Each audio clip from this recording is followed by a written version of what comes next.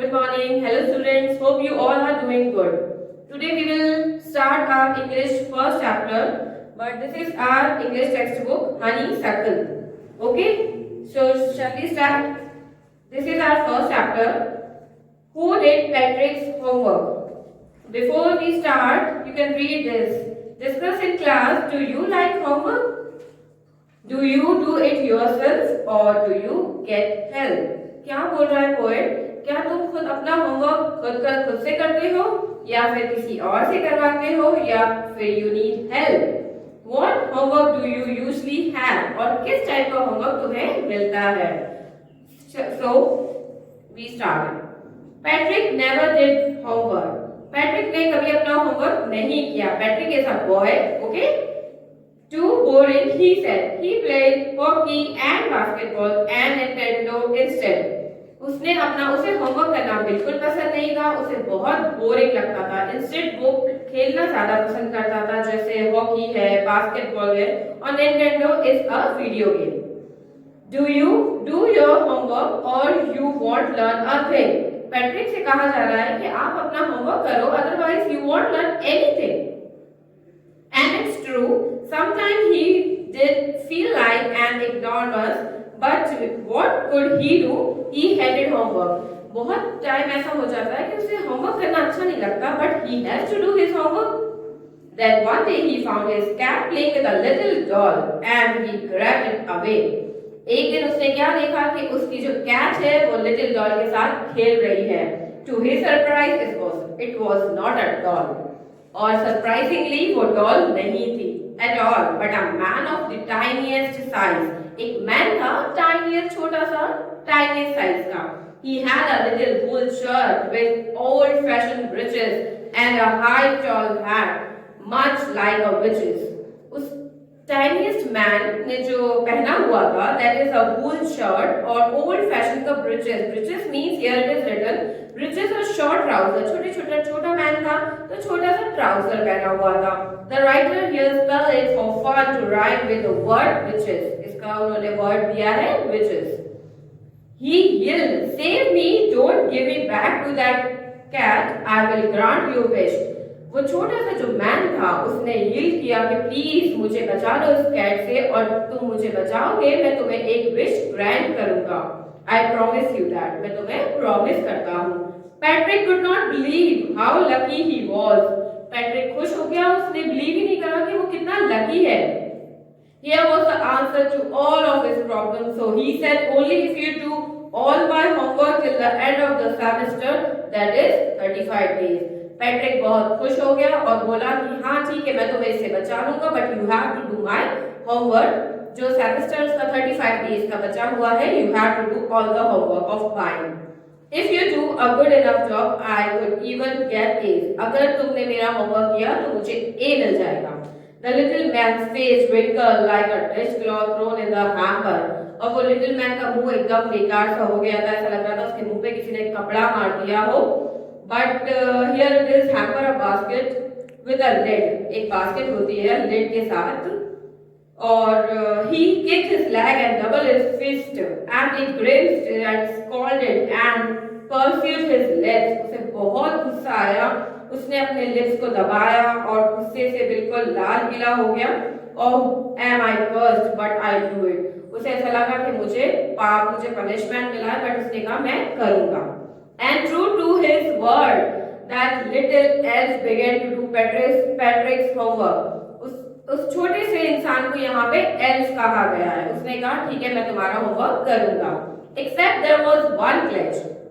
Glitch means fault in a machine that prevent it from working properly here, or problem. Glitch means problem. In short, the elf did not always know what to do and he need help. उसे पता नहीं होता था elf को कि actual में करना क्या है. उसे हेल्प की जरूरत चाहिए थी. उसने कहा help me, he would say, and Patrick would have to help in whatever way. और पैट्रिक को उसका होमवर्क करवाना था तो डेफिनेटली उसकी हेल्प करनी पड़ रही थी. I don't know this word. The elf quit while reading Patrick's homework. Patrick को एक वर्ड नहीं आ रहा था समझ में. उसने पैट्रिक से कहा यहाँ आओ और मेरी होमवर्क में हेल्प करो. Get me a dictionary. उसने कहा मुझे डिक्शनरी ला के दो. No, what even better. Look up the word and sound it out by each letter. उसने कहा डिक्शनरी की जरूरत नहीं है पैट्रिक्स ने, इसको तो मैं ऐसे ही बता दूंगा. When it came to maths, जैसे ही मैथ्स का सब्जेक्ट उठाया, Patrick was out of luck. What are the timetables the L shaped? Shape means give a short, high, big cry. उसने बेकार सा मुंह रोते जैसा बनाया और बोला कि अब मैथ्स की बारी है, ये तो मुझे बिल्कुल नहीं आता. What else? Never need that.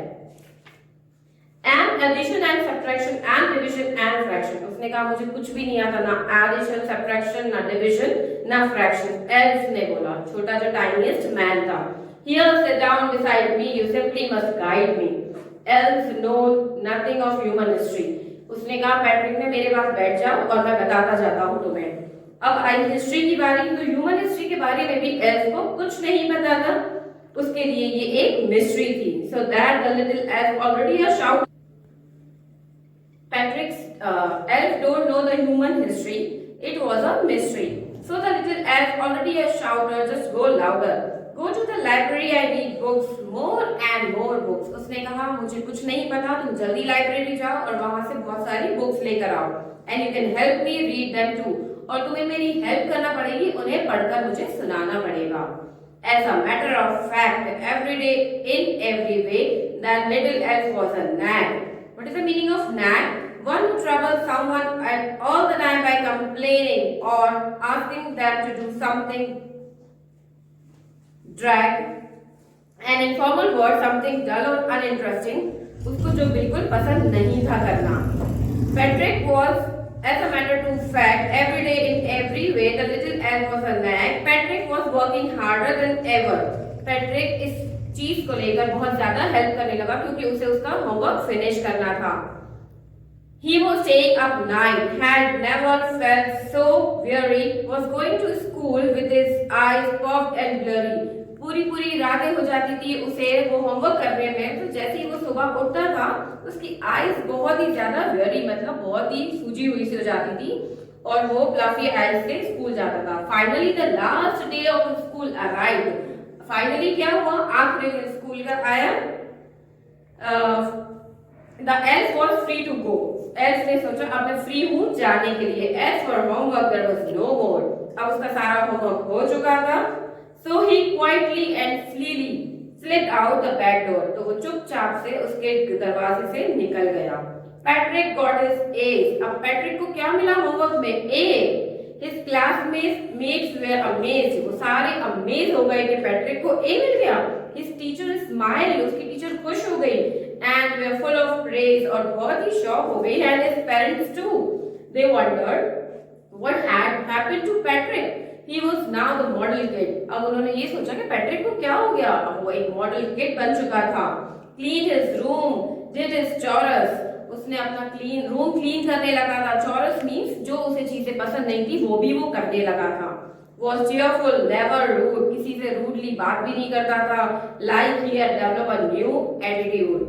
और उसने इस तरह से अपना न्यू एटीट्यूड बनाया. You see in the end, Patrick still thought he had made the tiny man do all his homework. उससे एट लास्ट क्या हुआ कि पैट्रिक को ऐसा लगा कि उसने सारा उसका टाइनी मैन ने होमवर्क किया था. But I will share a secret. एक सीक्रेट मैं आप सबको बताना चाहती हूँ, just between you and me. ये बात आपके और मेरे बीच में रहनी चाहिए. It was not the elf. Patrick had done it himself. ये कोई एल्फ ने होमवर्क नहीं किया था बल्कि पैट्रिक ने खुद होमवर्क किया था. So this is the whole chapter we have finished today. Now I will give you the question answers in PDF form. Thank you.